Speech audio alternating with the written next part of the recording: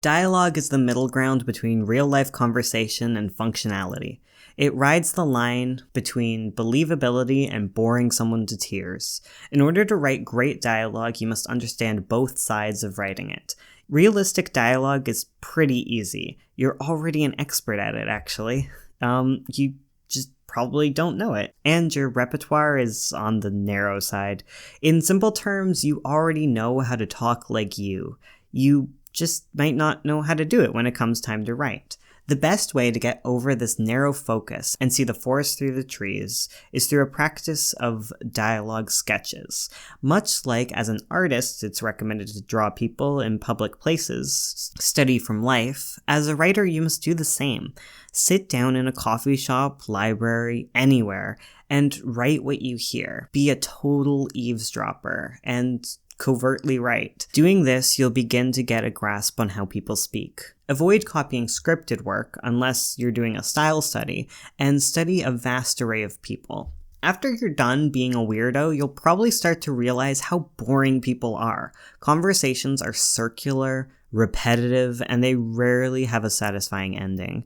They kind of just fizzle out. What ends up separating dialogue from everyday conversation is that it is functional. My favorite word, apparently. Not every conversation you have moves the plot further in your life. I can have 1,000 conversations with Ursula about the cute things that our cats do, but that does not make a good story. Dialogue, in essence, usually boils down to person A wants something, person B has that thing. There are other reasons for its use, but most major dialogue scenes amount to that. In fact, most scenes in general amount to person A wants something, but oh wait, obstacle B is in the way. Anyways, all this leads to an important exercise. I've done this one in every writing class I've ever taken, and there is good reason for it. Write a scene, just dialogue. Person A wants something. Person B has it. Now, the stipulation is that the thing in question cannot be stated by either character. That's subtext. You did it. Subtext is that beautiful little thing that adds a dose of realness to your dialogue. This is usually an aspect of dialogue that keeps it going and adds tension, provided you don't overdo it to the point that your readers don't know what you're talking about. Clarity is one of those things that isn't really realistic, but it's useful as a writer. A good example of this is name drops. As a webcomic writer, I am well aware that readers have days and days between pages, and I'm not the only comic that they read. I frequently have characters say each other's names in dialogue to remind people of who they are. The same thing goes for weird concepts that characters understand. You have to find natural sounding ways for them to explain things. The main example of this is adding someone to the scene who doesn't know what's going on, but you know what? I am digressing so hard here. The point I'm trying to make is that unlike in a novel, dialogue has much more of a job in a comic.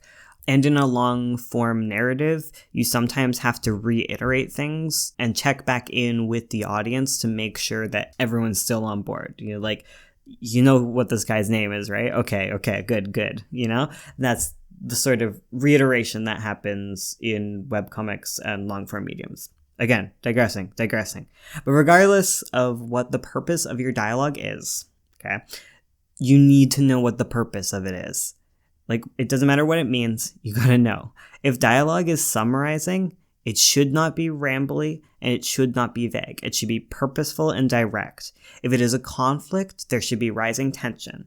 All dialogue viewed through the lens of purpose becomes much easier to edit. If you know what you want it to do, you can know if it's not working or if it is failing. And above all else, dialogue should be fun. Whether it is tense or jovial in tone, it should be enjoyable to read. And dialogue should show character through distinct voice, something achieved through those studies of speech patterns that I was talking about earlier. And each of these little parts could be its own topic, as you can tell.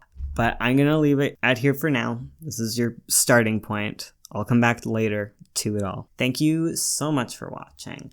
If you enjoy these videos, you can, ask me questions and I'll continue to answer them. Or you could, support us through any of like the links below. I don't know. Thanks, I guess. Bye.